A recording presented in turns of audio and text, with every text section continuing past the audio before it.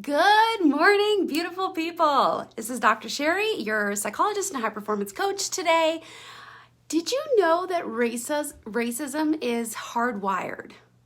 Probably going to get a little flack for this, but honestly, this is based on research.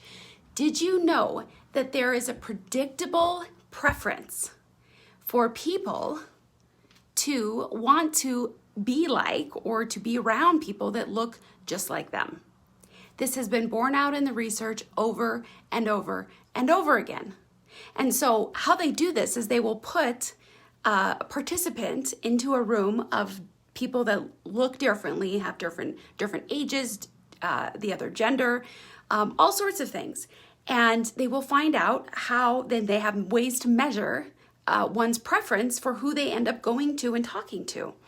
And predictably, guys, people, if I was put into a room full of a bunch of random people, statistically speaking, I am going to gravitate towards the people that I perceive are more like me.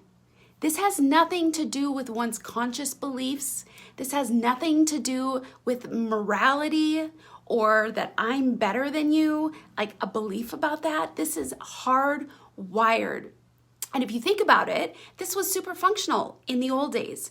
I mean, imagine like way back in the caveman days or, in 4,000 years ago in ancient days, it was important for you to want to have this kind of unconscious desire to be around your own tribe. Because if you encountered somebody that didn't look like you, didn't talk like you, didn't act like you, that was a signal of danger because you could not predict that they were friendly. And so it makes sense that we were designed with this self-preservation mechanism inside ourselves to prefer to be around people like us. But here's what we also know, and what we have discovered in more recent research, is that by choosing to be in places and around people and in situations that we prefer because we're comfortable, it makes us feel safe, that is actually counterproductive to you developing into your best self and you're having the most productive life and the biggest potential in life. So we're not in a world anymore in which we have to seek out only those people or situations that are comfortable. So we no longer have to rely on this unconscious reaction to keep us alive. And in fact, high performance requires you to be uncomfortable. It really does. So just like you getting uncomfortable at the gym because you're wanting to grow your muscles, getting uncomfortable in your life in, like, for example, social situations also is where you're going to find your most growth. Interestingly, what I've observed in myself and in the people that I have coached and the people that I've worked with for over the last 2 decades is the vast majority of us, most of the time, we shrink back in situations. We don't move forward in courage. We shrink back when we perceive we're going to be judged. So those situations where we want to stay safe and comfortable tend to be related to our relationship with other people because it's easier. It's, again, a self-protective mechanism, which is hardwired and may not fit the reality of your life.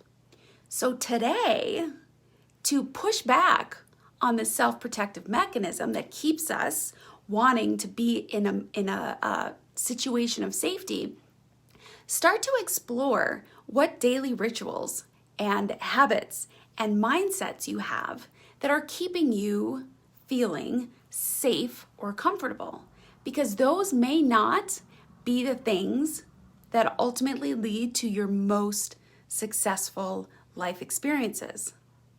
It's the moments when you are consciously thinking and are consciously aware of this feeling of safety and comfortability, and you make the decision, no, I'm actually going to do this thing precisely because it makes me uncomfortable, because I know that is where my biggest growth is going to be. that is the moment in which life opens up. And so today, what are some things that you can do that get you uncomfortable, even if you have a fear of being judged? What's the worst that's going to happen? Somebody does judge you. How long is that judgment going to last? An hour? A minute? Maybe a day? Who cares? I mean, it's easy to say and hard to live, but what is the worst that's going to happen? Your imagination of the worst is probably a lot less than the emotional feeling of what's going to happen. So let's move ourselves back up into our head and out of our amygdala, which is the part of the brain that fear resides in. That's where we act out of strong emotion. So today, where can you not shrink back and live in a way that, or make decisions in a way that gets you out of your comfort zone? It might be things like making some phone calls. It might be things like asking somebody to coffee that you don't usually, that you don't really know that well, or that you usually have a conversation with. You know, it might be scheduling yourself to do something on a stage.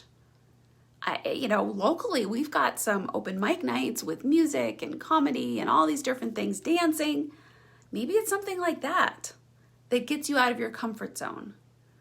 What are you ready to commit to that you don't quite feel ready, but you want to take the plunge because you know it's going to be a moment of major growth for you? So I hope that this was brought some light to you about those moments when you feel comfortable and you have a strong preference for something. We all do. It's hardwired. So this isn't about morality. You're just hardwired to be a certain way. But the cool thing is that you get to make the decision about if you stay with that natural instinct or if you want to choose a different path. I hope this was valuable, and I hope that you choose to intentionally do something different today that makes you uncomfortable. And we'll see you on the next one.